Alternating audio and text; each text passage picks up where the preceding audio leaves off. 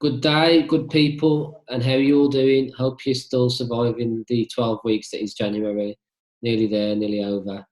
I've got a next Canicast podcast for you. I know you've been waiting in the wings, and you are delighted for me to say that. So this one is obviously one of my favourite subjects, hip hop. So me and Jason Ramsey, my good friend, got together and we got our kind of top 10 favourite rappers as of now. We're not saying we're right, but we are. So we are listing off our top 10 favourite rappers. If you'd asked us 10 years ago, it would have been a different list. If you asked us 10 years in the future, it's going to be a completely different list. But as of now, these are our top 10 favourite rappers. So let us know what you think. Let us know your favourite rappers. Always up for a great discussion. So please do watch, comment, listen, like, follow the page, follow Spotify, follow what you want, and go from there. Lovely, great stuff.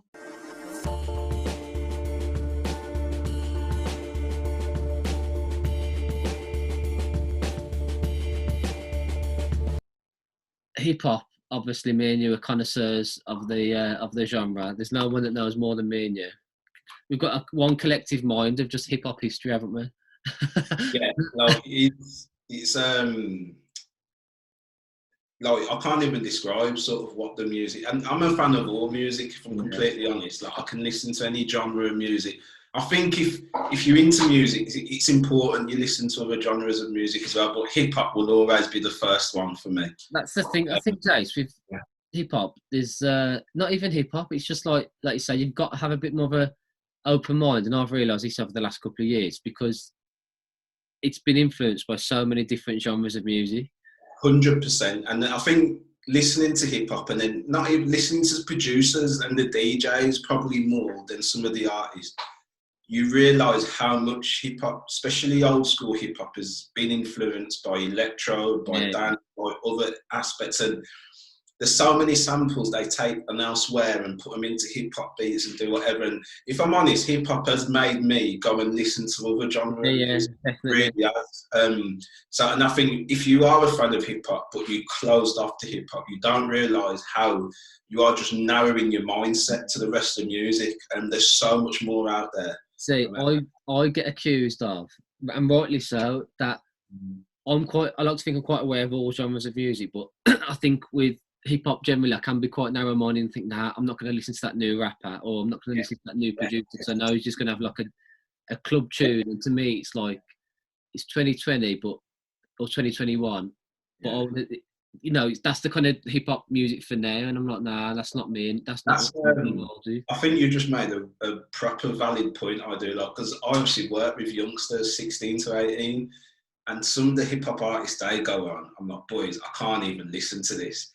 And they're like, but they're the greatest, Jason. And I've gone from they're crap, to sort of being like, no, it's just a new generation of hip hop. And there were probably, when I was their age, people 10, 15 years older than me would be saying the same thing about some of the hip hop artists I was listening to. So it's just like any form of music, it just develops, and different generations you'll listen to it. But I mean, even when we go through our list, there'll be people in there that's probably like just one sort of generation, but then there's people who I think are across the board in all of them.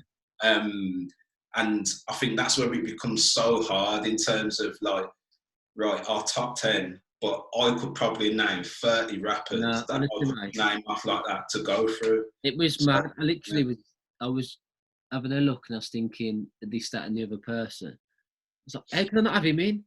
How can I have him in? How am I going to fit him in? Oh man, I feel like top 20, top 30, top 40, and then I think an interesting one to be is what you've just said as well. As I was doing it, I was thinking we need to do like top 5 producers as well. Yeah, that would be another one. For another episode, but you think there's too many. But I think with rappers, it's exactly what you said though before in terms of if you ask yourself at 18, who your favourite rappers, I think your top 10 that are now, you'd probably have 1 or 2 that have stayed. I've seen a status I wrote 8 years ago on Facebook, and it was about Wu-Tang Clan, and on there I said that Raekwon was my favourite, but he isn't now. Yeah. And I think when I've gone through that group, you know I love the group. Like we both do. We both got the tattoos, everything. At different points in my life, I've had one who's been a favourite. One, but I've tried to be really harsh with myself. I only put one of them in. I have as well. I have as well.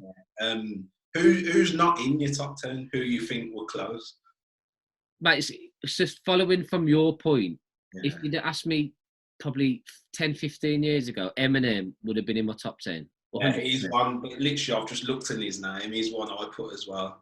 Would have been in my top 10. Yeah, But yeah. For favourite artists now at my age, what I've been listening to, like if I have this kind of conversation with myself probably every day. I'm like, who are your go-to people that like you just can happily listen to? And Eminem at the minute, well, he's never going to be the person, not the person. He's never going to be the rapper he was. I mean, that's another conversation. He's, is he wrecking his legacy by the music he's bringing out at the minute? I'm not sure. But Eminem's one, Big Pun as well. As much as I love him, like I would like, he's one of my favourites, but he's not in my top 10. No, I had DMX in my. Yeah, mate, I thought you'd go for DMX. I thought he was going to say.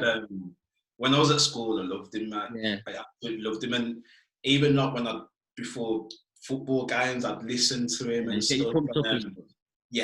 He's just missed my top 10. Andre 3000 as well. Oh, yeah. Yeah. And I'll probably explain when I go through my top 10 why he's just missed it. Like it's a controversial one because I put two English rappers in it, and I don't necessarily think they're better rappers than Andre 3000. In fact, I don't think they are. But in terms of me and sort of my hip hop story and that, these two are vital for me that I've put in it. So I think that is why Andre 3000 missed out. I love Warren G as well. Yeah. I think his flow, I think his rhymes, I think everything. A Warren G tune I could sit down and listen to all day, not just regulate, because everybody knows what I'm on. When he's on so many different tunes, I think he flows brilliantly. Rec One again, he was my favourite 8 years ago. I don't think he makes my top 10 today. So really?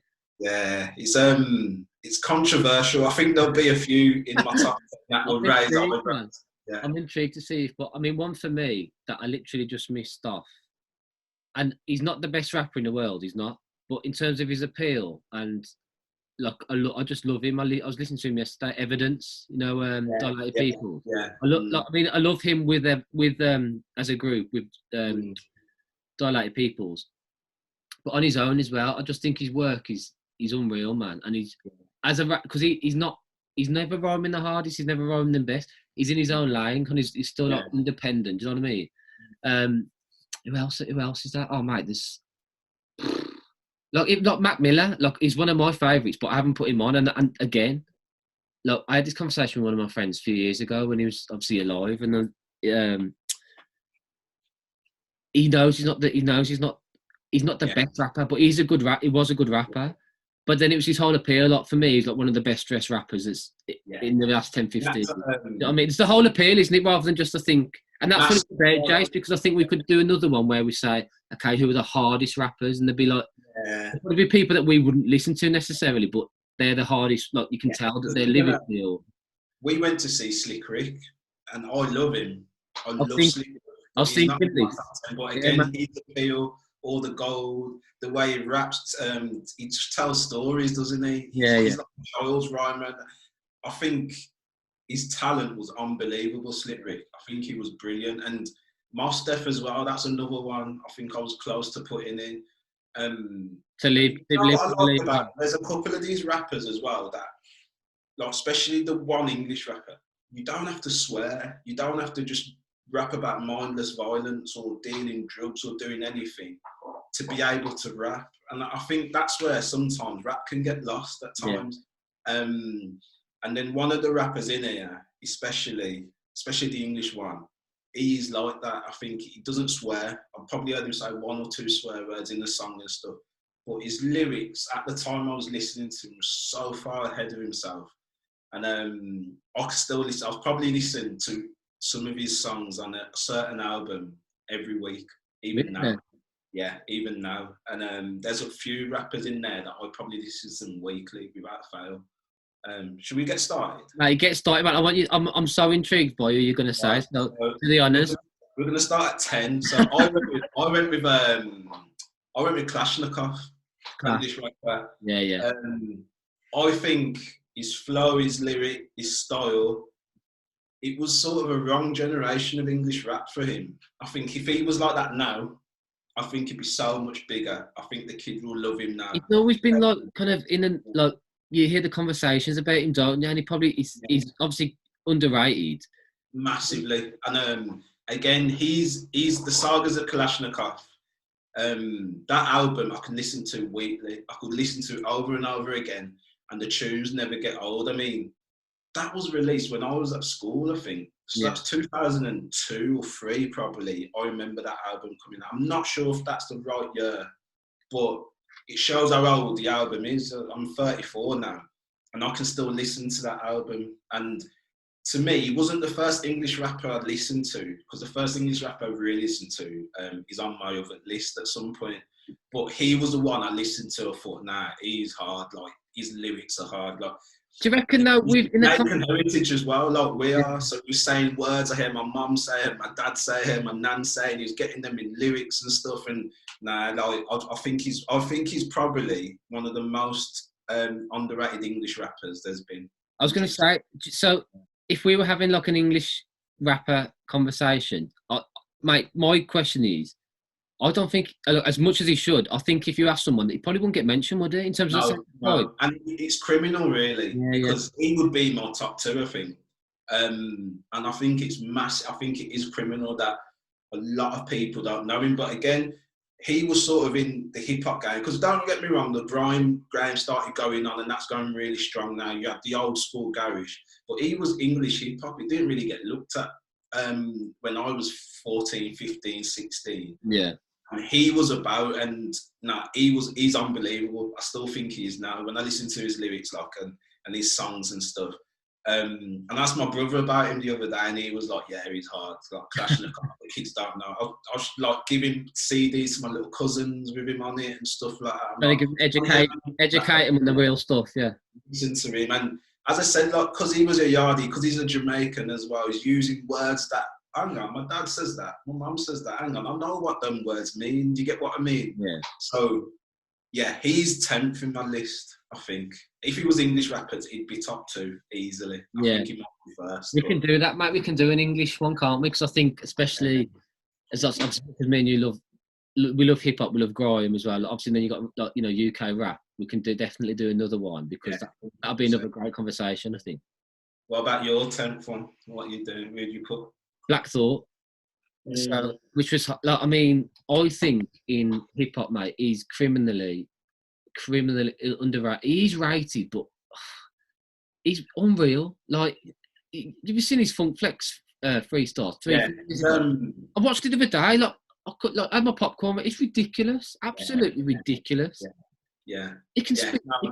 I completely agree with you on that one. Really do agree with you on that one. I mean, for one of my favourite hip hop groups, I love the Roots. It's like you were saying, I could stick them on, and if I'm working or whatever. But I mean, in terms of like the messaging, how long they've gone, the 20, 30 years in the game, like Questlove, they're just such an appealing band and group to listen to. But then his own solo workers now, because he's doing a lot of mixtapes on his own, isn't he? And some of his wordplay, I have to stop the song and I go back. And you just listen, listen again, There's nothing. All the kids now, and I say kids, I'm doing them a disservice really, because they obviously know the music. But when they hear certain rappers, I'm like, what are they saying? And they're like, oh, I don't really know. And I was like, so how can you listen to that really? Like, you've got to be able to hear what they're saying. And the mumbling rap and all that, it's their own style and it works for them. And there's times I've been in nightclubs and I'm hearing it, my head's going to it and stuff. But to actually sit in your bedroom and listen to it now, like, it's just not for me. Right, there's nothing better for me sometimes, and people are going to be like, oh God, he's a sad fucker. But listening to, you've heard a song 100 times, and then you just hear a different line in that song that you've never heard before, and then you play it again, and you're like, how clever is that? Like, what he said, like you've listened to that bar 100 times, and you just kind of bypassed it and passively listened, and then you hear like such an intricate rhyme or something's paired to put something together, and I'm like, how's he thought of that? And I haven't even clocked it. And it's not that this is what we and you, I think, speak about all the time. It's not just the surface level bars or surface level rap. It's like his proper kind of like in-depth thought and process and understanding. And I think Blackthorpe's one of the masters of that. Yeah, I agree, completely agree. Who you got at night? Andre 3000, and it's a get. I think with him, it's the whole package. Outcast. I mean, I could have had Big Boy. I love Big Boy as well, but as a rapper, there's no one. I don't think there's ever been anyone like Andre 3000. Again, is he one of the best rappers? I don't know, but I think some of the bars he puts together as well, and just his whole kind of demeanor and approach to the game. You know what sums him up when he does a day in the life of Andre 3000 or Benjamin Andre, that whole freestyle where he's just going on and going on and going. Yeah. But he can do more. He can go for another 5 minutes if he wanted to. Every lyric made sense. Yeah. Everything just flowed, and he's unbelievable. Like, to be fair, he's probably the one that didn't make that. There's him, there's Biggie as well, if I'm honest. Really? Top 10, yeah. And I think I'll explain the Biggie one later, but I think if I'd done this again, done this probably a couple of years ago, they probably would be in my top 10 and quite easily as well. I do love Andre 3000 though. He's different, isn't he? His whole persona's different, and I think it's good to be different. I really do. Mate, look again. Look, I love. We both love fashion and stuff, but I think he's just, if he's going, if everyone's going right, he's going left, and he's going to left 100 miles an hour. Yeah. But his whole kind of, like you say, his whole persona, his whole kind of thought process, his whole way of just approaching the industry, the songs that they've made together, the songs that he's made on his own. And even now, he's like, I was reading a couple of interviews about him recently. He did one with Rick Rubin a year or two back. He's not scared to put music out because he feels like he feels like he can't almost compete with his own catalogue, and that he doesn't just want to put music out for music's sake. And he took a lot of his music off Apple Music and stuff, didn't he? Yeah, he's just a different guy, man. Just a completely different vibe of a rapper as a person as well. Yeah. Have you got for your you got your nine? I've gone Gangstar Guru. Oh, sick. Yeah. I've gone in number 9 again. You said there's songs you can just listen to and then just rewind and listen to. Cold of the Streets, I'm not with that. I could have that on repeat all day. I think his flow, his voice, everything, his lyrics, I just think he's unbelievable. And he's, God rest his soul, he's someone that I knew if I got a chance to go and see him, I would have been there. Imagine me and you at a Gangstar concert. I know, man. I thought he was brilliant as well. And again, probably doesn't get the credit he deserves in terms of hip hop.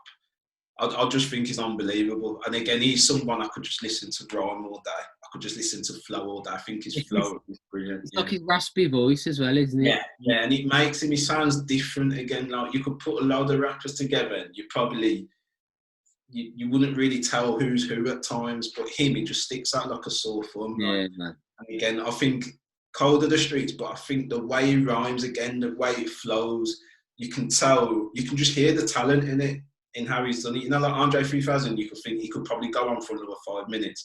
I think Gangstar's the exact same. And he is the guru of that care. Like, he's brilliant. Imagine having that pairing though, and just knowing your producer is primo. Yeah. And you just, you know what I mean? And have that's your group, you're the rapper, and you've got production from DJ Premier, and he's the guy that's always going to produce your beats.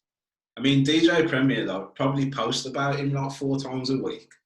And again, he's a legend. He's a legend that's missed. And I honestly think he could still be making music now, and his tunes will still all be relevant. He'll still be making really good tunes. There's some hip hop artists that have had the day, they've had the time. I think they'll make tunes that don't really suit the era they're rapping in. I don't think he's one of them. Yeah. He can still make really good tunes. So I've had this conversation a lot with just like hip hop fans. It's so, because obviously me and you love the same era, and there's probably 2 or 3 rappers from that era that have transitioned into this new digital age of music and what needs to appeal to a listener. I mean, Yeah, and it goes back to what we were talking about with Eminem. Like he hasn't done that at all, and he can't. No. And Talking about freestyles, he could murder anyone, but making a 2021 album that's going to appeal to everyone, he can't do. yeah, no, and that's what I mean. And I always say, like, I always use a football analogy. Like, if you look at someone like Alan Shearer, done his knees, lost his pace, and still went on to score how many goals, shows how good he was. If you can adapt to doing what you can do and adapt to your surroundings, then it really and truly shows your talent. But if you sat there and told Eminem to rap about anything else or do a freestyle and that again, or even clashed him, he'd murder anyone. I'd hate to do that. But the music he's producing, I just think his time's done. If I'm honest. It feels what's the word, dated, doesn't it? It feels like he's definitely in the past. And you hear some of the bars and some of the rhymes he's trying to put together. He's not trying to make a song. He's just trying to fit as many rhymes as possible. In my opinion. Yeah.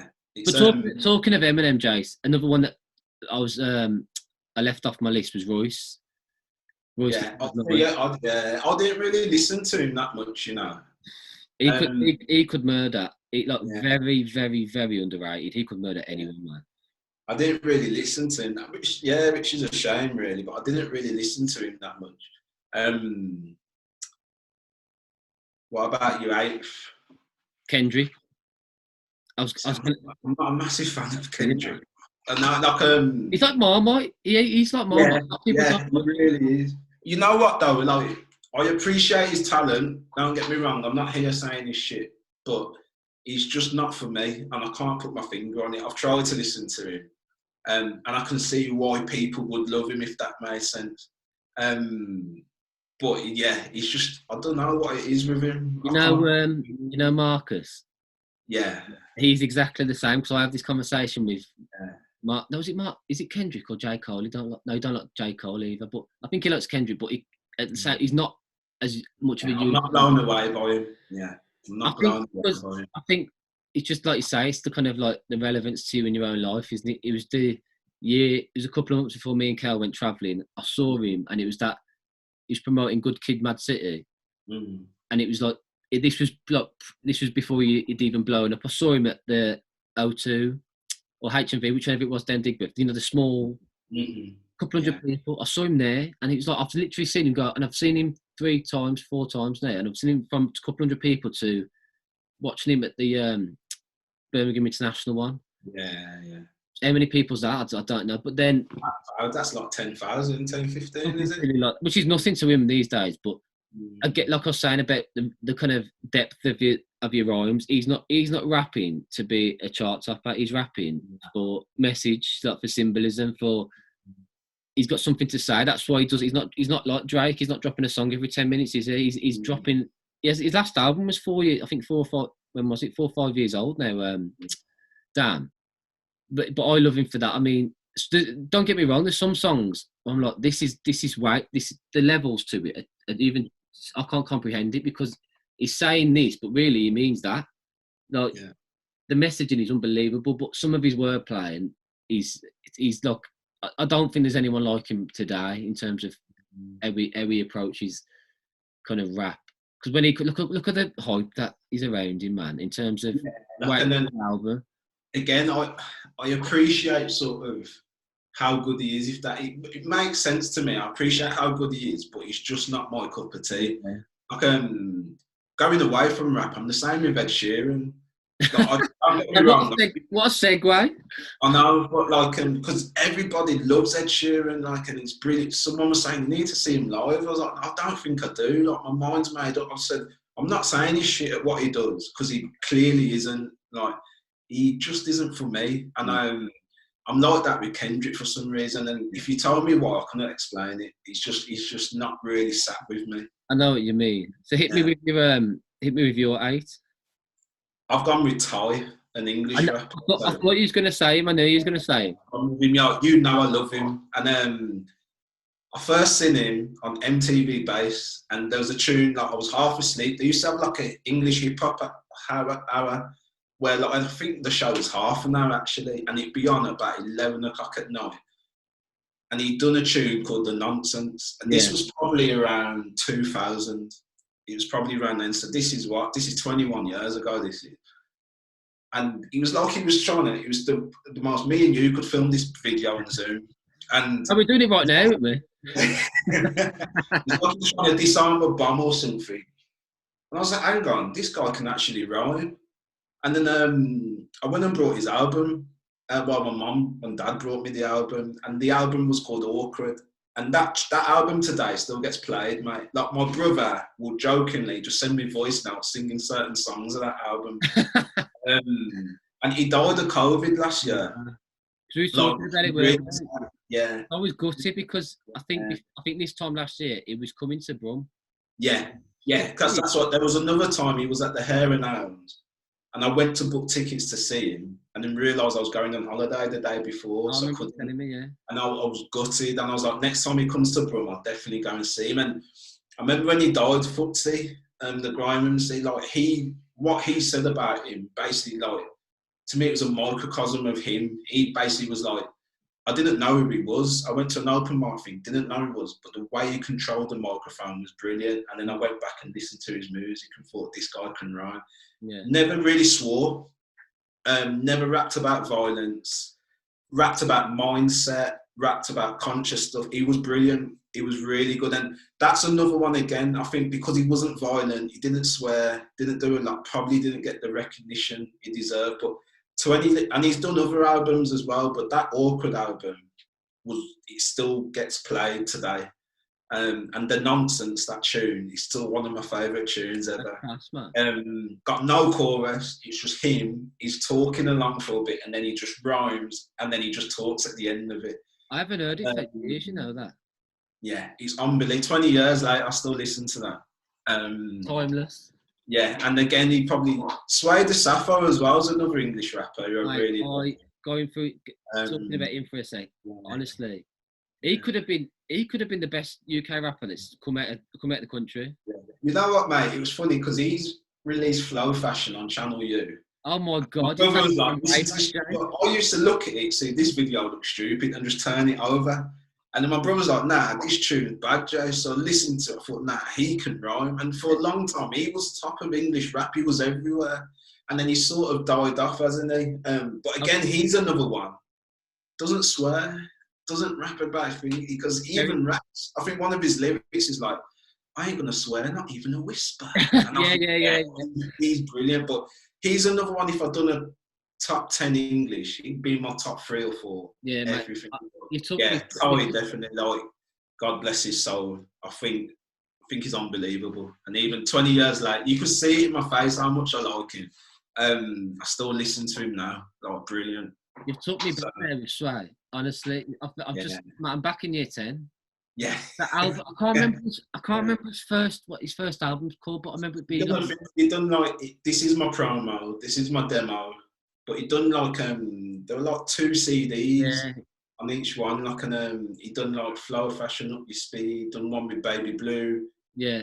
Done like a lot of remixes, but he can rap, he can rhyme, man. Very clever, very witty. He was very tongue in cheek, wasn't he? Yeah, very articulate guy. Even in interviews, you can tell he was really articulate.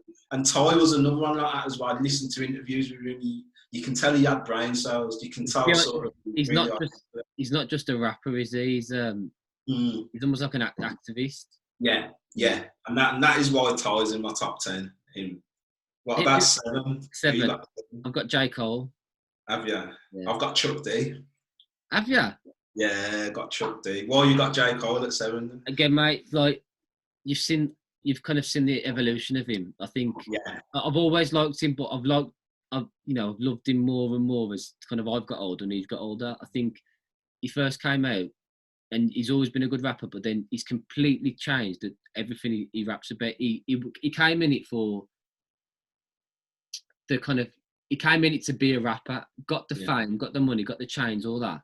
Then realised that's, he's got a bit more of a depth as a person, as a rapper, and all of that. And he's just so stripped back now as an artist. Mm.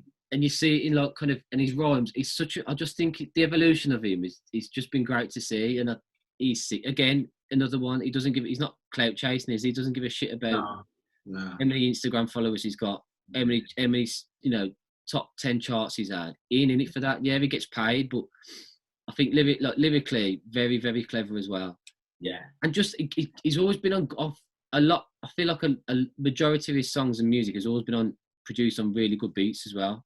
So like he's like hip hop beats as well. And I think like I'm looking for, because I think hopefully he's got his new album coming out very soon. But lyrically, it's just because I listened to first couple of his albums, and you just see the change in him, and just that his actual depiction of a rapper, his whole imagery is just completely changed. And then his story, man, how he got in the game and he wanted it all, like money, all the women and all that. And then you see him with the chains and the bling and even like some of the names of his songs. And then I think the whole kind of nature of the industry just drained him, and he's just disillusioned with it. And he took a step back, realised that he wants to be a true kind of pure artist, and that's what he is. That's what he is now, and he keeps getting better with age, like a fine wine, J. Cole. Yeah, I keep getting my phone. My list is on my phone, so I keep having to open. That's cool. I think Chuck D don't need no explanation, does it? It's just unbelievable. My big cousins got me into hip hop. I'd go to the house, and they'd have Wu-Tang posters everywhere. They always had Public Enemy ones. And I remember my big cousins, they loved Chuck D, so I listened to Chuck D whenever I was with them. And I think he was ahead of his time in terms of growing. Still is. Yeah, still is. And he's still relevant today. I mean, I follow him on every social media platform. He's an activist now. But even, like, I mean, when you think about it, It Takes a Nation of Millions to Hold Us Back was released in 1988. I would have been two. I still listen to that album all the time now. And even like if I go through the album, like obviously you've got like Don't Believe the Hype on there. That still gets played all the time. But Black Steel in the Hour of Chaos, that's one of my favourite tunes ever. And I think the video is brilliant as well. And it's just about again. I think Chuck D is just massively ahead of his time. Flavor Flav complimented him. He was his hype man. He'd done everything else. But when you sit down and actually listen to Chuck D and what he's saying, his lyrics are at the time in 1988 when hip hop lyrics were probably a bit more basic than they are probably 10 years after that and now. He was ahead of his time. He could have sort of rapped and done a lot late 90s, 2000s, and it'd still be good. Like he could still do it now. Yeah. So he's probably. Have you seen him live? No, and that's what I'd love to. Like I know a few people who've seen them live. I've seen him twice. Yeah, like and that's probably like. It's like an event. It opens back up again. I'd love to. Yeah. It's to say I've seen them is something to say. Do you know what I mean? Yeah. I took Kel and because I was going to go on my own. I don't know if it was about 8-9 years ago. We probably didn't know each other then, but obviously if we did, we would have been all over it. But the thing that sticks in my mind the most, it was just unbelievable to see them in the flesh. And then obviously normal gigs, what, hour and a half, 2 hours, 2.5 hours. They couldn't get Flavor Flav off the stage, mate. He was there and he was rapping and he was loving it. And it was like, it started at say 8, 9, and this must have been about 11:30, getting on 12 o'clock. And I remember people that we love you and that, but we've had enough. That we need to go. Yeah, it was like a Tuesday, like everyone had work the next day, and I was like thinking, God, and the organisers had to come on and say like you need to go, and he was like, nah, F yeah, like and it was just I remember that just sticks in my mind because he was going on. It must have been about 3.5 hours. It was class. It was so good. Yeah, they're brilliant, mate. They are top. They are. When you think of hip hop and you talk about hip hop, if you don't talk about them, I don't think you know what you're talking about. Yeah, I agree. I think that relevant to the whole hip hop story. And I think Chuck D's like Flavor Flav obviously has got his own style, sticks out with his big clocks and stuff. When I was a kid, I loved him because he had his big clocks and stuff. And but Chuck D, sort of, as I listened to him more, as I got a bit older, and I remember there was a moment where I was listening to the album. I remember the Black Steel, I rewind that tune about 10 times. I must have been about 14, and I thought, nah, he's heavy. I thought, this guy is sick. Like, his lyrics are still relevant now to what he's saying. That's what I'm saying in terms of, like, you know, racism and or Yeah. Black Lives Matter movement, Yeah. you could put one of their songs in an advert or a I don't know, YouTube video, whatever it is, and it could have been made today, couldn't it? Yeah, and he's brilliant, mate. What about who you got for 6? The Game. I've got Nas. Have you? Yeah. I love The Game. I went to see The Game. We were there. We saw it. Was there. I was with you, wasn't I? Yeah. And that was one because my brother's best mate, he had a spare ticket, so he was like, "Jace, do you fancy coming?" It was brilliant, wasn't it? It was really good. I've seen him about 3 times, man, and he's been the same every time. The first time I saw him, to be fair, was probably the best because it was just it was just a proper experience, man, and he lives for it. And he said he's retired now, but he hasn't really. He's doing a few features and stuff. But again, it's almost like you grow up with some of these rappers, don't you? He came out, I think, 2003 or 4 or 5. Yeah, it would have been. So I think I would have been at college. Yeah, I remember when I saw the first video, How We Do. He's like, I've never seen a video I really liked. I was like, who is this? And he was like fresh, man. I was like, who is this kid? Like, who is this? What I like about him is that he's a rapper who loves hip hop. He loves the story of hip hop and the way, obviously, he loves NWA, doesn't he? And he always goes on about NWA and what they done for him and that. But I've listened to interviews where he talks about how much he actually loves hip hop himself. And you have hip hop artists that they're just good at rhyming. They're just really good. They make tunes, but they're probably, when you go to sort of going into the history of the music and doing whatever, they're not really that interested. But he isn't one of them. He's actually a student of it. He knows a lot about hip hop, doesn't he? Like how because I researched everything about him when he first came out, and because obviously he was obviously drug dealing, and he got shot like a good few times. But he only started learning to like rap and proper getting his head around how to be a rapper when he's in hospital recovering from being like shot up, wasn't it? And that's why he was a bit later. And then obviously got signed to Dr. Dre and G Unit and all that. But just his whole, like me and you have said, like his whole kind of swag and charisma and demeanor, and he just don't give a shit either, does he? He'll do anything to anyone, rap or not rap.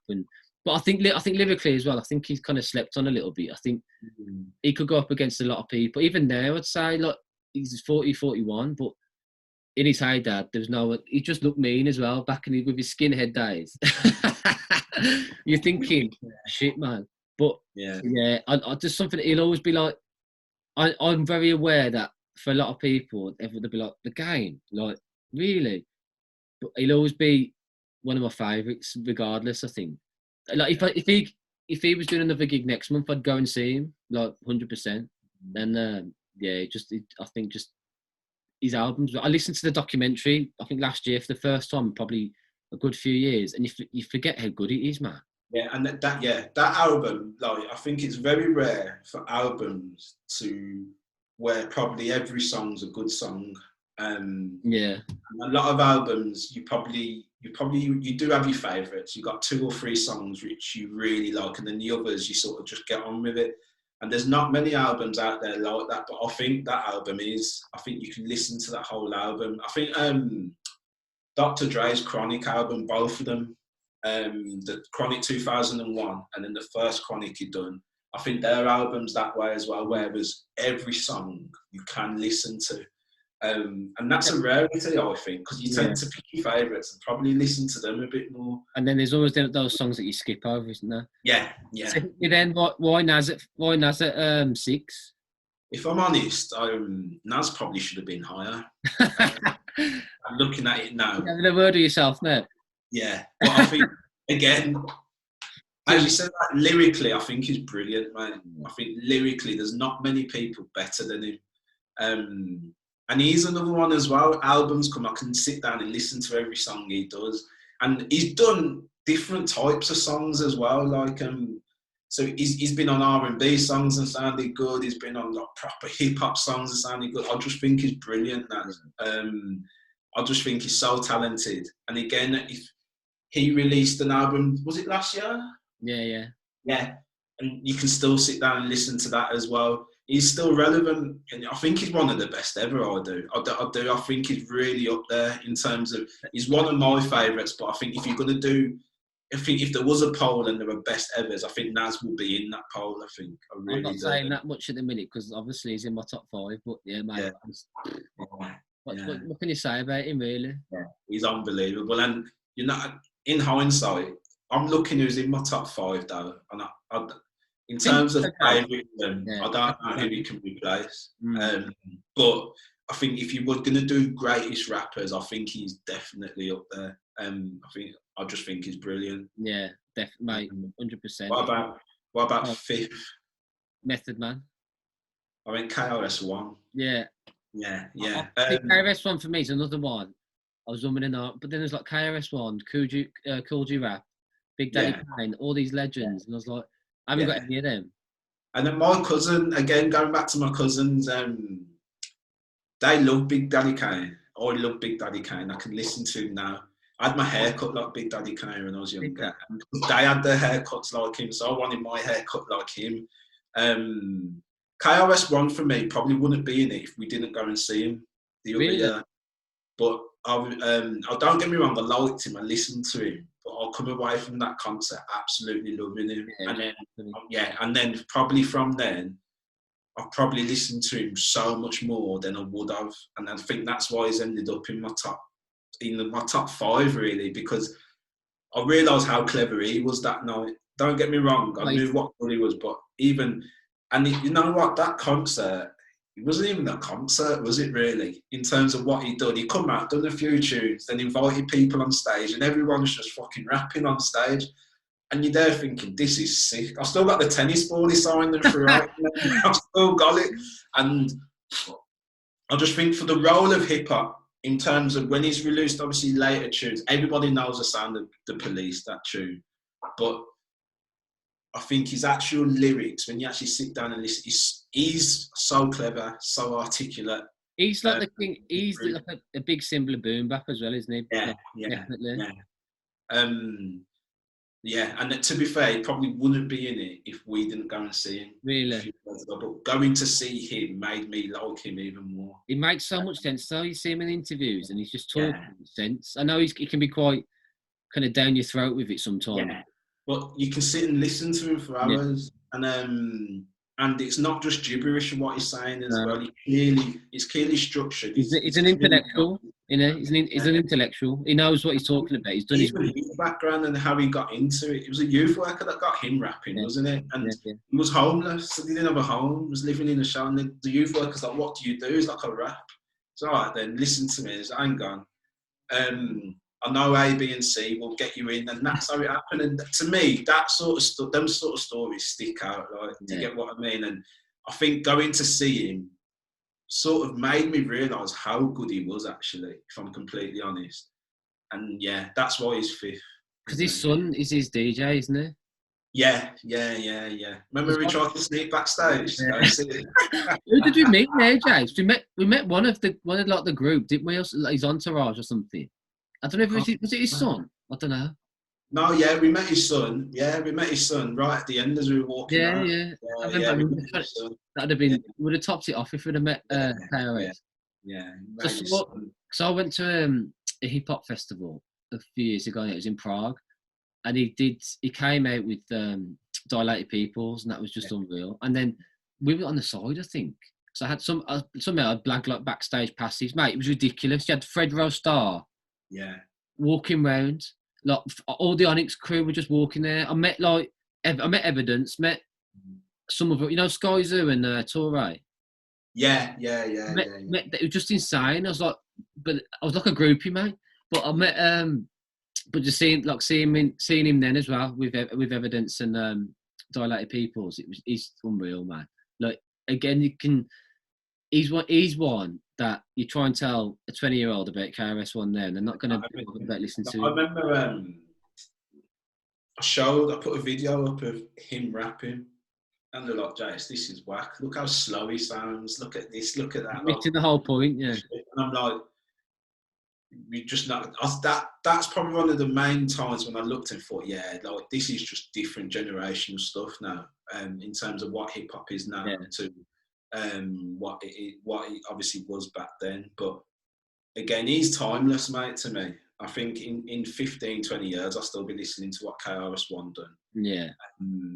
And I think, again, if you talk about sort of the legends of hip-hop, he gets mentioned. He's got to get mentioned. Yeah, definitely. I mean, I don't think we probably have to go too much detail about Method Man, do we?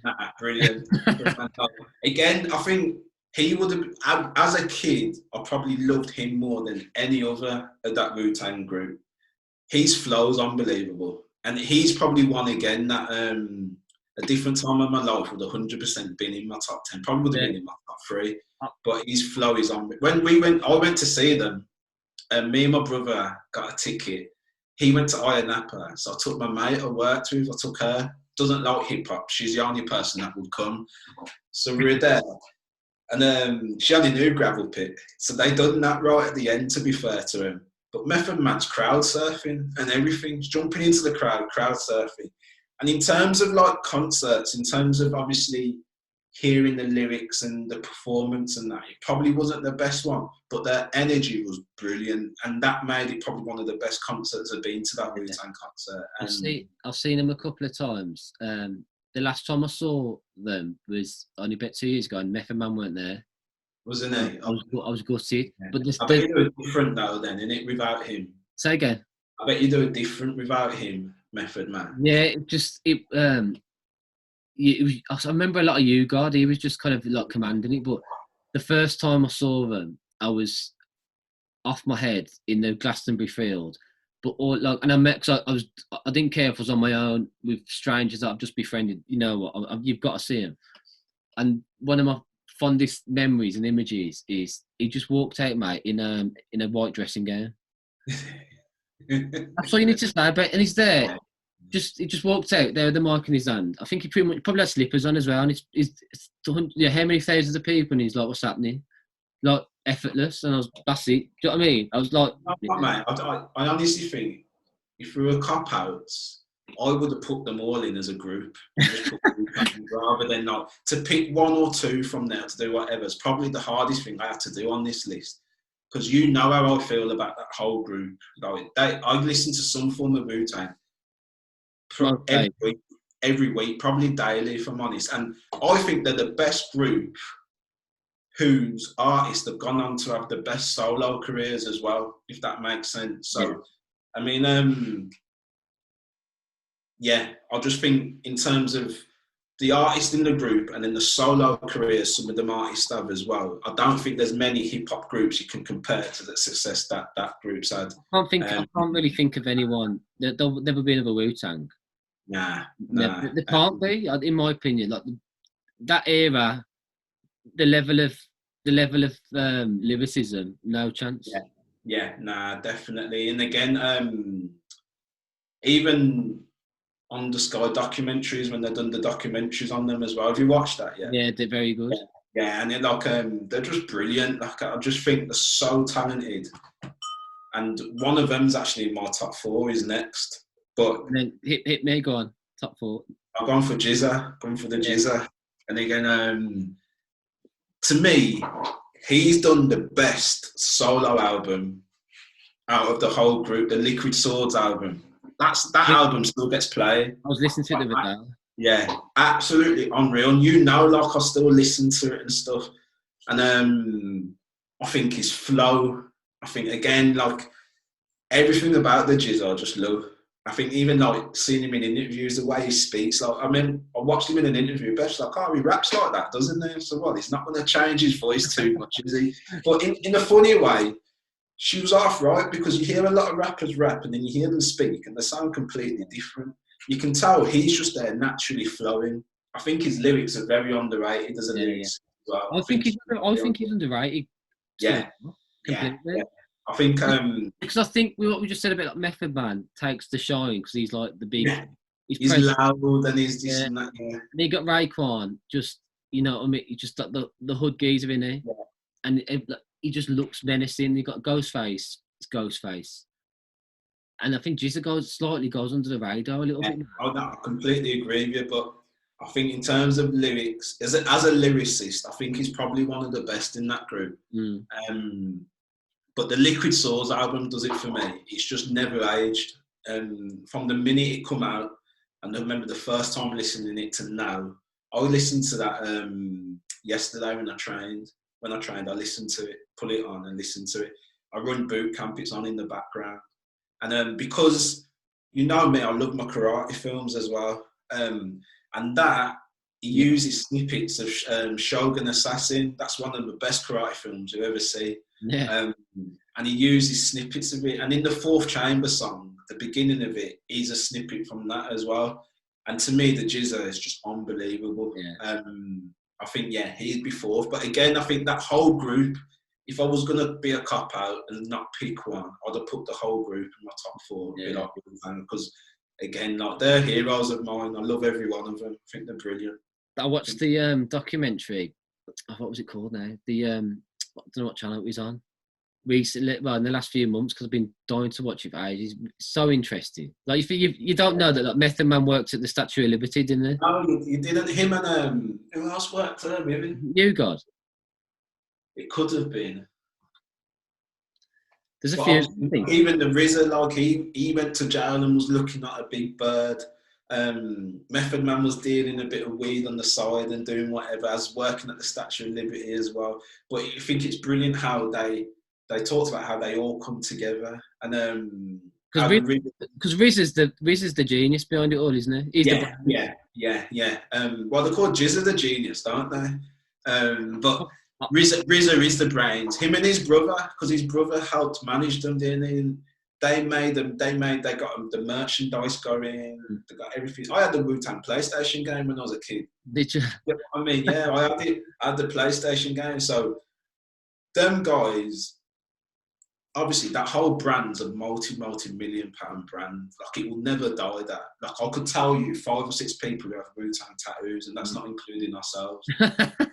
Now, honestly, I swear down. So that brand's just so big now, and they probably never thought it'd get that big, as I was saying. Right, it's an idea in their hood, in their projects, when they're 16, 17, 18, thinking, yeah, we could make a go of this. Well, even at the time, they were saying that there was 9 of them on one record, and they didn't sell out because people were like, we can't play this, there's 9 of you on there. And we're like, well, don't play it then. And they carried on, they got it playing. And the story of how they got it playing and selling in record shops, in terms of one of them will go in, the manager will go in, try and sell it. His friend will come in and be like, oh, have you got that new Wu-Tang album? Yeah. And the boss like, oh, no, actually, I've actually got it. Play it. The people on the shop will be like, all right, then give me more if people are wanting it. They'd have 5 people come in and do the same thing. And they done that. They said they'd done that around New York, Staten Island, around the whole places to get it done. Their whole story is brilliant. And yeah, it really when it gets the grain in terms of, you can have 2 or 3 people on a tune, but not 9. Or not 7. Do you get what I mean? And I think, but the Jizza to me at the minute, like, I can listen to him all day. I think his flow is brilliant. I do think he probably is the most underrated one. Yeah. I mean, Old Dirty Bastard as well. Everybody knows him as the mad guy, as they're doing whatever. His lyrics are so clever, you know. When you actually sit down and listen to him. And even they said in that documentary how he was the smartest one out of them all. He just loved to party too much. But when you actually sit down and listen to him, lyrics are brilliant. As a group, mate, they're just the best. I think as a group, they're the best hip-hop group ever. I don't think anyone comes close to them. I don't think anyone will either. The only modern-day hip-hop groups that I can think of that are kind of that number, ASAP Mob. Yeah, but even then, I think there's 1 or 2 of them that are okay. Yeah, and Odd Future, but they're not trying to go down the same route. And I can't think of another group. And Pro Era, like Joey Badass and that. But yeah, you can't replicate what they've done. Nah, they're doing a world of their own, and I think as a hip hop group, no one comes close to them. I think really, for my 4th, I've got Jay-Z. Yeah, I didn't put him in mind. Again, Jay-Z, you know, is a bit like Kendrick with me. Really? I appreciate how good he is, but for some reason, I've seen him as well. I've seen him live twice. I went to watch him by himself, and then I went to the Throne tour with him and Kanye. Yeah, that was unreal. Brilliant. Yeah, they were brilliant. And Kanye is not in my top 10. I think he's brilliant. But again, for whatever reason that I could not tell you, he's just never really been one of my favourite hip hop artists. It's interesting, mate, because I laugh to myself because I've got a proper love-hate relationship with Jay-Z. Not that he knows about it or cares, but all growing up, like I always thought, I've still got this theory as well, where obviously Jay-Z is Jay-Z, like, you know, he's a billion-dollar rapper. He's not a rapper anymore. He's an entrepreneur, businessman, all that jazz. He's a mogul, isn't he? But I honestly believe if Tupac and Biggie and Big L were still alive, he wouldn't be on the level that he is. And that's a contentious comment to make, but it's you know, Stretch and Babita, the radio producers, so they were promoting their documentary a couple of years ago, and they came to Brum. So I went to it, and it was amazing. I met them and everything. It's just like you're meeting pioneers of hip hop, and they had like a Q&A session at the end. And I asked them this, and I said, "Do you not think Jay-Z, like, would he have been as big as he was if Biggie, especially Biggie, was still around?" And they were like, "Yeah, we do," but they were saying how I think it's just his pure determination as well. Like, they were saying how cocky he was. Didn't even have a song out on the radio, and because obviously it was all the freestyles on the radio with the Stretch and Babito show, wasn't it? And he came in and he was like, "What's happening?" Proper cocky. And they were like, "Who is this guy?" It would have been about 22, 23. Like, "Who is this guy?" And because they had properly renowned rappers coming in, Nas, members of the Wu-Tang before him, proper, you know, on the level with him, talking to him, and the Jay-Z just come in, you know, what's happening? Hadn't even spit a verse yet. And they're like, "How can he be that cocky?" And he came in, just wrecked it. Yeah. And I think, not that he had anything to do with it. I think Biggie dying, Tupac dying, helped him a lot in terms of, he literally... that New York phase with Biggie going, he sort of helped him, not fill a void, if that makes sense. Yeah. He was the next one. I mean, even he stopped rapping for a bit, didn't he? Because he said he was making more money on the streets. He's like, "I'm making more money on the street than hip hop. Like, what's the point in doing it?" Again, I appreciate sort of how good he is. Don't get me wrong, but for whatever reason, I just never really took to him. Like, and I would never turn around here and say Jay-Z shit. I don't think he is. And he's done a couple of great tunes. Don't get me wrong. I think with him, it's the overall thing. He's turned into one of the best businessmen in hip hop, hasn't he? Yeah. So, and he's married Beyonce as well, which obviously helps. But yeah, I just can't put my finger on him, and I don't know why, Carl, if I'm honest. It's a bit like Kendrick, that. Yeah, I think you're on about the evolution of rappers and staying relevant now. He's up there, isn't he? He is up there. He's the main rapper, if not the rapper that has. Because again, he's on no social media. But he creates the hype. You know, and he's the one rapper whose flow's probably changed, hasn't it? Oh yeah, 100%. He's just mumbling at the start, wasn't he? And then his flow's changed. It's mad to listen to him in like the mid-90s, and you listen to him with like Jazzo and that. Yeah. He's not the same. He's a different person, different rapper. And you see the pictures of him there. You can't imagine him dressing or even, you know, present himself the way he was then. Like massive gold chains, gold teeth and that. And then you just look at him, headband on. He's got his braids out. He's just obviously he's 51 now, 52. He's just evolved, hasn't he? I think. Absolutely. But I've had to go back and revisit him, and I will again, like time and time again. I think. Is he that good? Yeah, he is. Like, in my opinion, like lyrically, very clear. Lyrically, he's up there, isn't he? But for whatever, like, I will probably go on my phone, and there's probably one Jay-Z album on there. There's not that much on my phone. For some reason, he's just not sat right. He's quite. I think again, he's another one where, because I know a lot of people that say, "Nah, he's the best rapper alive, and he's the best rapper that's ever done it." And then there's other people like, "I don't know whether he is, man." Like, I'm not that. There's always that Nas Jay-Z obviously battle, isn't there? I actually think Nas is just better than him. If I'm honest, but I think with Jay-Z, what he is though, again, it's the whole. He's probably done more outside of hip hop than Nas has in terms of who he's married. I mean, Nas was married to Khalees for a bit, but in terms of who he's married. In terms of the profile, everything there. The profile of him is just so much bigger because he's just spread out. He's spread his wings a bit more. But for whatever reason, Jay-Z, for some reason, I've just never really massively warmed to. The Throne concert was brilliant. I actually thought Kanye was better than him when I seen it. I thought Kanye was unbelievable. And again, I can't think of Kanye doing a bad tune, you know. Yeah.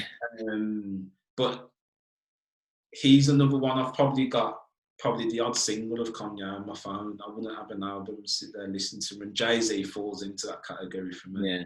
I think he's a great rapper, but for whatever reason, I just didn't really take to him. Yeah, it's interesting, man. Who's your third? Ice Cube. Oh, class. That's Ice Cube. I think Lyric Rise, that whole West Coast hip hop, I think you put Ice Cube.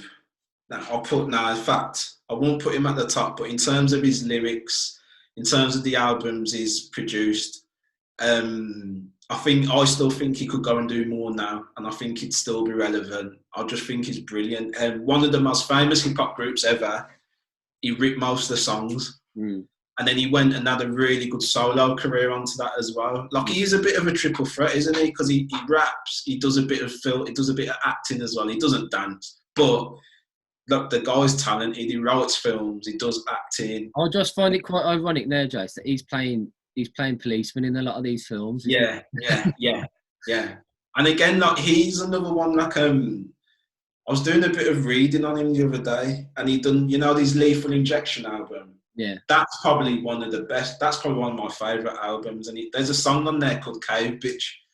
And what he basically done, when you break it down, it's a horrible song, because he's basically just slagging off white women. And I always joke with Beth, I take the piss out of her and say some of the lyrics, and we always laugh about it as well. But he was like, yeah, I've done an album before that. People's telling me it's soft, all right, I've got to switch it up. And he was a bit militant, and he was a militant at a time where black people in America, like, they've never really been treated badly, but especially back then, they were treated like shit. He was their voice, and that NWA were their voice for a long time, and he becomes their voice. And that Lethal Injection album, he does another song on there called What Can We Do? And he's probably he does gangster rap, but he does conscious rap as well. Yeah. He raps about people wasting the time, going to prison, then looking back at your life and doing that. He tells stories. I think for lyrics, I think he's one of the best. Ice Cube, I love him. And the fact that he was a member of a group and wrote most of their songs as well, and done that ever. And look how many bangers they went and done within their time. And they set a tone for a certain genre of music in their area. To me, he's in my top three. Interesting, man. That. Yeah. He's one I left out. Like, I probably wouldn't have chose him. Yeah. Even though I do obviously appreciate him loads, but yeah. I mean, like some of the songs he done aren't nice at all when you actually sit down and listen to them. But for the time that was going on and what was going on there, they probably give black people probably a bit more belief in themselves. And when I sit down and listen to them, I'm like, if I was a black American at that time with the Rodney King beatings and everything that was going on there, I'd probably need to listen to that. Do you get what I mean? It's subjective to that time, isn't it? Yeah. And then again, but then he's changed. He does tunes about women as well. He does gangster rap. I just think he's brilliant, Ice Cube, and he's probably my third. What about you? Big L. Yeah, he's class Big L, in it. He didn't make mine. The only good thing Boutros has ever done for me is introduce me to Big L. Yeah.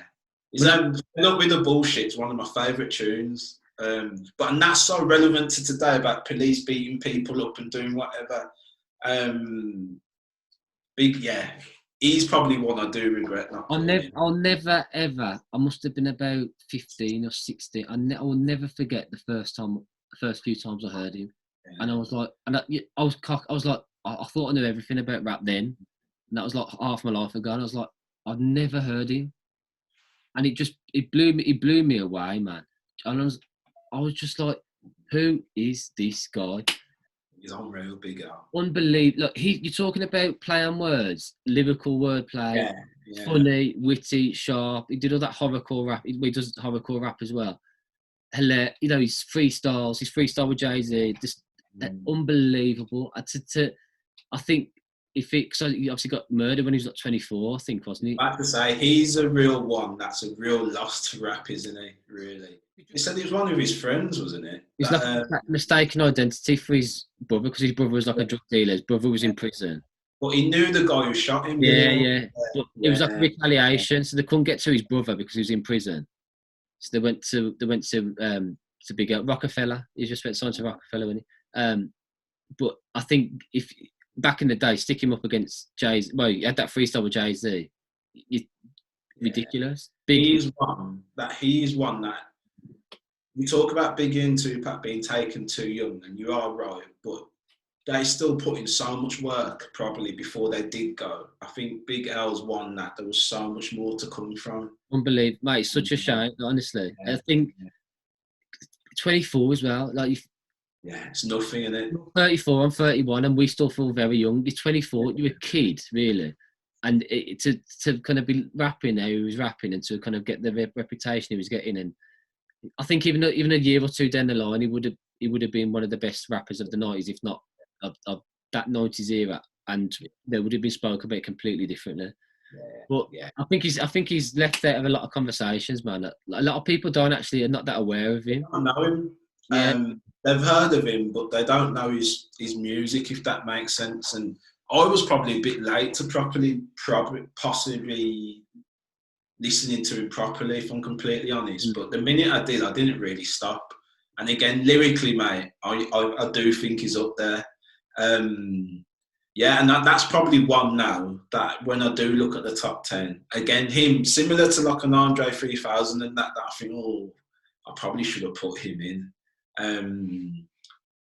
But again, he's one where, what was that? There's too many, mate. No, I mean, yeah. But I think there is one where I think if you look at, because my number 2 is Tupac.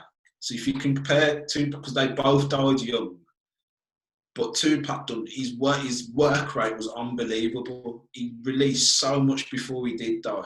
You feel like you got more from Tupac, if that makes sense, in terms of whereas everybody knew who he was, everybody knew more about him, everyone knew how good he was and stuff. Whereas Big L, you just feel like the job wasn't even half done. Like there was so much more to come from him.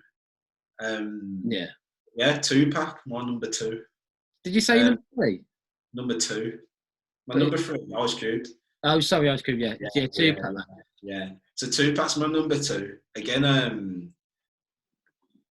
conscious rapper, can rap about what's going on, rap about drugs, rap about women.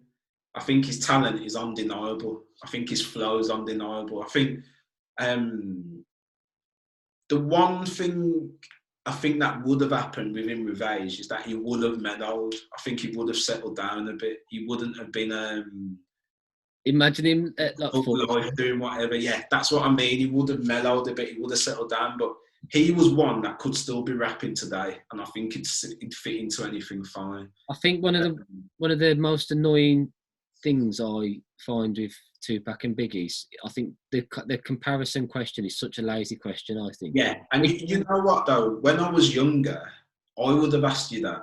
And I think that is why I've probably ended up not listening to Biggie as much, because I love Tupac so much. So you are subconsciously pick a side. And I did, like, as a kid at school and stuff, I'd be Tupac, because I just loved him so much. And I'd listen to Biggie a bit, but I think you are right. It is a very lazy question. They're two very different people, very different rappers. Yeah, 100%. Just the beef that they apparently had, and the era that they grew up in, you know. And again, I think a younger Tupac doesn't get involved. An older Tupac doesn't get involved with that beef, if I'm completely honest. I think he'll change. I do think, similar to Ice Cube, I do think he was a voice and a face for a lot of black people in America. And he felt the need to, especially with his mum being an ex-Panther, his stepdad being the wanted man on the list on he was a Black Panther as well. His godfather was a Black Panther. He was surrounded by all these militant people. that were trying to fight for black people. I think he took it on himself that he had to do it as well. And I think one of his favourite tunes for me is Brenda's Got a Baby. You know, it's the most depressing tune ever. But again, he was just rapping with what he knows about what is happening, what's going on and stuff. And I think he was one of the best for doing it. I just think he was brilliant. Again, triple threat, can dance, can rap, can act. He's been in films. When he was with Digital Underground, he was a bit of a dancer behind them as well and done whatever. Do you get what I mean? And I think I just think he's so talented in everything he put his mind to. Like, and to me, his music is timeless. Like, you can still listen to his music now. I go out into clubs and I hear certain Tupac tunes.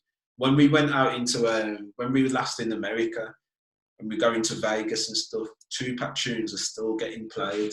They always will, I think, won't they? Pardon? I think they always will. Yeah, 100%. And there's not a lot of rappers like that. And I think he's one of them, definitely, where his tunes will always get played. And so you said he's a voice. He's almost. He wasn't just a rapper. He's like a voice of the people. That's the exactly. Yeah, and I think there was so much more to him than just music. Yeah, and even today, I think people still look at him in that way. But I honestly think he lived another 5 years, he would have mellowed out. Because I think towards the end, before he was dying, he was probably realising the people around him weren't the best people for him, if that makes sense. He was knocking about with like drug dealers and stuff, wasn't he? And there's a lot to it, man. There is a lot. Like you could. I've spent like hours. I've lost hours like researching, and you can't just take it at face value what you're told, and like the amount of cops that were involved. They wanted. He was too popular. So even when he got killed, they weren't in a rush to find the killer or nothing. It is mad, Jace, really, to think, when was it now? It's 96, wasn't it? So literally 25 years on. They haven't found it, like, and for Biggie as well. They're not interested. They're not interested. And Biggie's as well. They're not gonna. Nah, they're not interested. And he was too vocal for them. Like, he weren't scared to go up against the government and the system and stuff. And I think when he did get shut up, they were like, fucking good riddance. To get what I mean? He's too anti-establishment, and that's what killed him pretty much. And I do think, but when your mum was a panther and your stepdad and your godfather and stuff like that, you're probably going to go one way for a bit. But I honestly think he was getting to a point where he was probably realising he wouldn't last if he carried on doing that. I genuinely do. Like, obviously, like, watching documentaries and reading stuff and things like that, people like who were with him within the last few months of him, what he was saying, I think he would have mellowed out, and I think he's still doing music now. There's never a rapper that's has an interview like Tupac. No. And you know what, with him, like, you're going to get the truth from him. You're going to get exactly what he feels on something and how he feels about it. He was so emotional in everything he'd done. And yeah, it's just a shame, really, that he got killed young, isn't it? Just a massive shame. Who's your number two? Bigger. Yeah. So, like, I think he's another one. He could still rap now, couldn't he, really? With his flow and everything. And again, but as I said, I was probably, when I was growing up, subconsciously, it was like, it's Biggie or Tupac. And for whatever reason, I just always listened to Tupac. And I think that's made me not listen to Biggie as much, if that makes sense.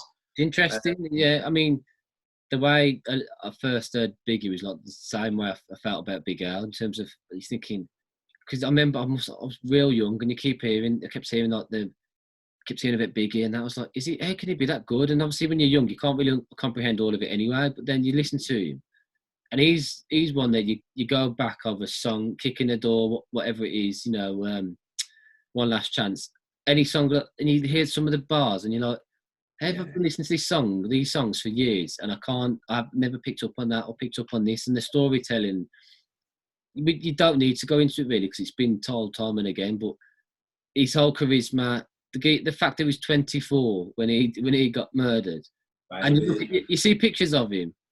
Geezer looks 35, 40. He's like a grown man. He's living life, innit? And yeah, he's just living life. And It's funny how I always, whenever I'm watching like Sky Sports News talking about basketball and they mention Utah Jazz, I always think of Biggie. Yeah. A lyric in his song, hasn't it? Yeah. And yeah, no, unbelievable. Again, probably my own personal reasons why I didn't make my top 10. If I was going to do top 10 greatest rappers, is in there, like without a doubt. But my top 10 favourite, I just didn't grow up listening to him as much as I did with Tupac, if I'm honest. And I could sit and listen to a Biggie album, don't get me wrong, but I've just not listened to him as much as all these lot on here, if I'm completely honest. Well, give me the final one then. I'm intrigued, mate. My final one, I'm going to explain why. Go on. Properly, is Snoop. That's interesting, man. Yeah, and I went to see Snoop probably about 10 years ago, probably slightly longer. Always loved him. I think Snoop can flow differently. So he can rap, he does a bit of singing, does whatever. I went to see him, mate, at that H&V Institute again. I remember the tickets were coming out and I couldn't get near it. Yeah. He come on stage late. I could just see him on the side, just smoking spliff after spliff. I'm like, I've got work tomorrow. What is he doing? He's right at the front. Mate, within 30 seconds, you forgot he was late. He controlled the crowd and he was that good on the microphone. It was like putting a CD on. He was absolutely fantastic. Like, my man's rapping to me. I'm there like that and he's rapping to me. I'm doing whatever. Like, I fangirled, I fanboyed, mate, when I seen him. And I think everything about him, I think any song he's on, he destroys. I've not heard the bad song Snoop's on. I think his flow is absolutely brilliant, mate. And the deep cover one, which like got him loads of recognition with Dr. Dre like, back in the day, he makes, you know, when Ice Cube says it about Nate Dogg, it must be a single with Nate Dogg on it. Snoop's the exact same for me. I think anything he's on, mate, the way he can flow on it, his lyrics as well. His Doggy Style album is probably one of my favourite albums ever, mate. It's unbelievable. That's that. Yeah. And that whole crew, though, like your Snoop, Daz Dillinger, your Warren G, all of them, mate, that whole crew, the way they flow, I just think they're different from everyone else. But when in that concert, mate, it's probably one of the best concerts I've been to. He was that good. And I just think the way he flows, mate, and the way, but he's lasted time as well. I agree. I was going to say that. I think now he's still about and he's still relevant, isn't he? Snoop's my favourite rapper. Like, and to be fair, when I went to do this, that was probably my most easiest decision, if I'm completely honest. He went straight to number one, and then it was figuring out everyone else. I just don't think that much. Yeah. I do love Snoop. He hasn't made my list, but I mean, it's exactly. I was going to say, you stick him on a feature now, and he sounds as good as he did 30 years ago. Yeah. He's just lasted, mate. And mate, he's on R&B tunes. He's on proper hip hop tunes, but his hip hop tunes have matched the generation and the era they're in. So if you're going back to where he's on Dre's first Chronic album, and he's on half of that album, he probably makes that album, if I'm completely honest. Then he does Doggy Style and he does all his tunes. Then you go back to the early 2000s when Dre comes back out and they're all doing that Chronic album again, and he's doing what, I can't remember what his album's called. Which one? I'm trying to remember, but he's got Laylo on it, and then he goes on a bit longer as well. And in fact, I'm gonna have a quick look. I'm trying to think. Snoop, mate, he just last time, and he can literally do everything. Yeah, so he does his No Limit album, but in 2006 he does the Blue Carpet one as well. I remember so he got that Vato with Be Real, you know, the one out of Cypress Hill. I absolutely love that tune. Yeah. He's got Crazy, but he's got Boss Life with Akon, and you compare that tune to something he was doing early in the 90s. But round about that 2006, 2005 period, these were the tunes that were coming, and he was just matching that generation continually. Even to the one that's Sensual Seduction, you know, the one where he's singing. Mate, I think that's brilliant. I think that is brilliant, and he just looks like, mate, as well. You could sit in the house with him and have a good time. and He's you a know good, it it will comes do. across as, I mean, Yeah, you see him just growing up, haven't you? I think yeah, I love seeing the old school photos as well. So yeah, yeah. Chimodu. Yeah, I follow him, mate, and he puts them all up. Yeah, brilliant Oh, Instagram account that is, mate. unreal, Absolutely fantastic. That. unreal photos of you. And you got loads of Snoop Dogg looking proper mean, like the old school. And look at him now. Yeah, and to be fair, mate, don't get me wrong. I think Tupac would have went that way. I think you'd have looked at Snoop now, because them two are obviously really good friends back in the day for a long time. I do think Tupac would have went that way, not in terms of the joking and whatever, the Snoop line and all that shit that Snoop does, but I think he would have mellowed out that way. But yeah, to me, mate, he's my favourite rapper, mate. I could listen to Snoop every day, and I could listen to any generation of Snoop as well. If we were gonna pick sort of which Snoop's my favourite, it probably would be around the Doggy Style first Chronic album, where he was gangster rapping and You talking about Snoop has made me want to listen to Snoop. yeah. It's But maybe that concert, mate, honestly, like my this is how my brother come back, because me, my brother, and my sister went, and then we got back home because I was at my mum and dad's then, and my dad's gone to me. You know what? He's one of the best rappers ever. He's still going. I can't believe it. Yeah, my dad said that, like, and it made me think then, like, you know what? I don't think you're wrong, because he has lasted time. Like, people normally have the time and then they disappear. Like we mentioned, like a DMX. I thought he was brilliant for a section of time. Disappeared. Obviously, he's had his problems, but Snoop, mate, in terms of everything about him, he's my favourite rapper. Man. Yeah, that's class, man. What you got then? Number one. Number one. Did the whole drum roll? Drake? No, I'm joking, man. I'm joking. Thank Ben. I wanted to see the reaction, man. Nah, it's got to be Nas for me. Yeah. It's got to be Nas. This is what I'm saying. You speak to. This is me just being narrow-minded and judgmental, but you speak to probably anyone between 18, 19 to 24, 25, and someone will say Drake is their favourite artist. And don't get me wrong, man. I was listening to Drake the other day. Lyrically, very good.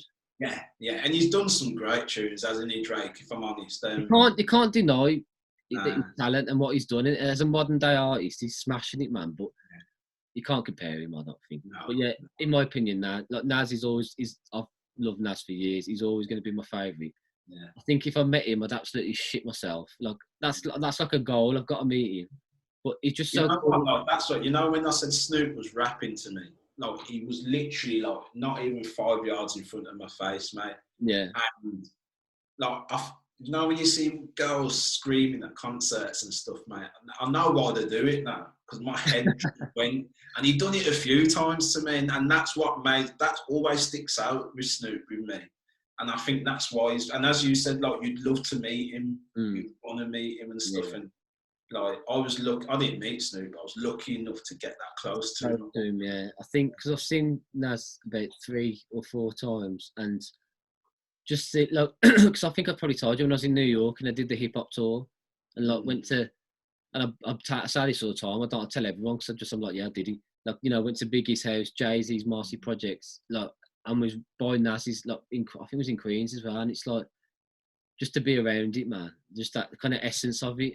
But Nas for me, cool, calm, collected. He's also laid back, but yeah, I mean, Illmatic, it's hard to beat. It's hard to even look past that. But I just love him. I just absolutely love him. I could stick on, like, Illmatic. I think you could stick it on in 30 years and it's still staying as crisp as it did. Yeah. He's unbelievable, Nas. And as I said when I put him in it, I said, if you're going to do your best, the best ever, and not our favourites, the best ever, he's in most people's top 3, I think. Yeah. Yeah. Again, silly. You can't, obviously, they had his beef with Jay-Z. I don't know whether they can be compared. Like, for years, I was like, Nas. Then I went for a stage, I was like, oh, Jay-Z is good, man. And then I think you put a gun to my head, I think I'm always going to say Nas. Yeah, like, he's unbelievable, Nas. I think lyrically, as you said, there's not much better than him, is there, really? I can't argue with that number one, if I'm completely honest. You, mate, I think it's interesting, because I think as much as you've gone on about Snoop, I still think there is a little element of him not getting the credit he deserves either, in terms of. I genuinely think he is one of the greats, and um, Because you I know don't think what, people say. if we compare our top 10, we've both got Naz in there. Who else? Did we have anyone else in there? Look, this is similar. I think it's interesting, Jace, because I found out more about Did you. you have Guru on there? Say again. Did you have Gangstar on there? Nah, look, nah, I do like kind of roundabouts. I think the only person we've had that are the same Naz. is Naj, yeah. Yeah. So it's Been mad. roundabouts, yeah. Yeah, and it's mad, and it's one of them ones that obviously we've done the top 10. And to be fair, most of the rappers, when we spoke about them, I'm like, yeah, you're out there. You get what I mean? It's probably only where there's like the Kendrick one where I'm like, yeah, I know he's good. He's just not my cup of tea. Then with that one as well. But Nas, mate, I'm telling you now, like lyrically, in terms of lyrics and stuff, there's not much people better than him. I could understand 100% why you'd put him as your favourite. I think it's like you say, just when I figured him out, found out who he was, and again, when I remember first listening to Illmatic, I heard all the hype, and even 20 years ago, whatever it was, and them saying, "Oh, yeah, best album ever made in hip hop." When I first heard it, I was like, obviously I was younger, and I was like, "What?" I was just like, "What is this album? The sound." And then you do a bit of digging. The production on it, mate. Large Professor, Q-Tip, Primo, Pete Rock. I have to say, because they had like 4 producers on that, didn't they? And I think that made the album as well. Don't get me wrong, he did in his lyrics and stuff, but when you've got so many like top producers working together, like it's a classic. It's another album you can sit down and listen to every tune on it. I listen to, like, usually about some of the songs and albums that you listen to on a regular. I always probably stick that on a few times a month, whether I'm running or just in the car. Yeah. You can never get tired of listening to New York State of Mind. Yeah. It's hard to tell. You know what I mean? They're just, and if it's only 40 minutes in the album, but if you listen to it from start to finish, it just flows, man. It just flows. I think that's the perfect time for an album. You've got some really long albums, haven't you? And that, yeah. You're probably never going to get the time to sit down and listen to it all in one go. But yeah, that Illmatic album's probably one of the greats, isn't it? There's not a lot of albums better than that. Yeah, it's unbelievable. But I think, yeah, if I ever met Nas, I don't know, I'd have a panic attack or something, I think. I love him, mate. I've loved it. It's been great, that has. Yeah, it has. It's been really good, mate. Like, it's been really interesting to see, like, even though obviously we've got very different lists, I think we agreed on a lot of the reasons why we've put them in each other's list. There's never going to be, unless you put in someone like Pitbull. Yeah. You've done that, mate. I'd have been like, right, this is done, mate. I'm going to eat my rice and peas.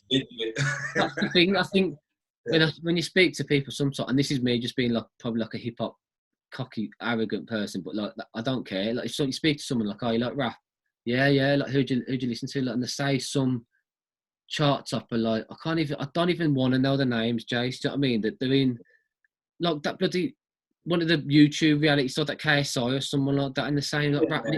Yeah, it's ridiculous, isn't it? Like, and I'm like, have a good day. I think that's the times we're living in now, mate. Like, them guys are doing like, they're going and they make a mockery out of boxing. They do. They should never be boxing. You've got guys that are professionals for most of their career, and then you've got a YouTube star that goes and gets a licensed profile and makes millions. It makes no sense. And they do it the same with music as well, mate. I just think it's a loophole for them to make money. But don't tell me they're your favourite rappers. If they're your favourite rappers, you don't know hip hop, mate. Like, I'm sorry. Do you get what I mean? Yeah, man, that's how I feel. I'm like, have a good day. See you later. We can't speak. Yeah.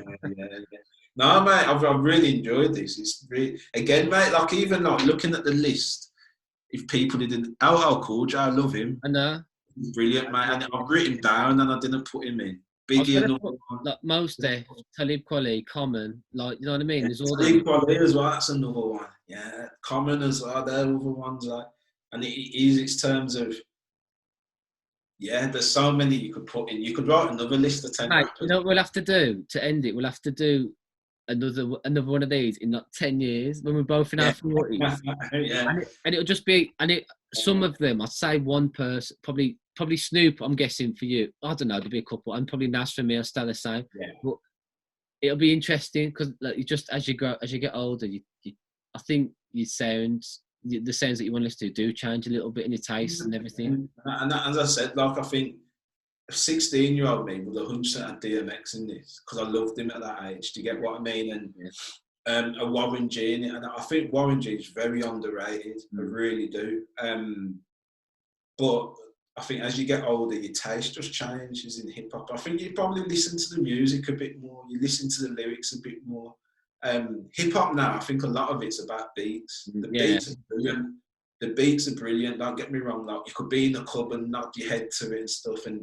But people are, this is a great tune. When you actually listen to the tune, like, no, it's a great beat. But the rapping and the lyrics are so, me and you can write them. The bass. You get what I mean? Yeah. I think that's where it's sort of, for me anyway, it's lost its soul a bit. Yeah. In terms of it's not really about the lyrics anymore. I think if you've got a really good beat and you can half sort of rhyme, I think you'll go and make a good tune. I really do. Whereas back in the day when I started really listening to hip hop, it was all about what the rapper said and how he said it. It's not like that anymore. No, that's why I love it. I'm in it for the lyricism. Yeah. Just kind of, I do English a lot, you know, I have to do writing all the time for my job, and I've always enjoyed like words, and the word has always been the biggest thing for me in terms of, can you actually rap? I mean, anyone can make a decent beat, and but can you rap over it? And that's the biggest thing. You know what, like, if you look at someone like Amigos, I rate them because I think they were probably one of the first groups or first people to really do that mumbling rap and stuff like that. You get, so to me, that is them. It's fine. I think a Future's come along and done really well with it, and then some of his tunes I can sit down and listen to, but they're not lyricists. No. When they're rapping and they're like, it's just a new wave. It's just a new wave of rap music. That's how it is. And in the nightclub, they sound great. The beats go in and stuff, but then you realise it's the beat that's making the tunes, not the lyrics. Yeah, 100%. Wicked, mate. Mate, pleasure. We could be getting another an hour and a half, 2 hours here, couldn't we, man? Just chatting. How long have we been doing this? I have no idea. It never tells me the time, but I'm guessing about an hour and a half. Yeah, it's been a while, innit, mate? But yeah, thanks for that, mate. I really enjoyed that. I have as well. I'll get you back on soon. We'll try and get another rap angle. I'm sure we'll get one easy, won't we? But pleasure, mate. Right, look after yourself, pal. See you later. Take care. See you later.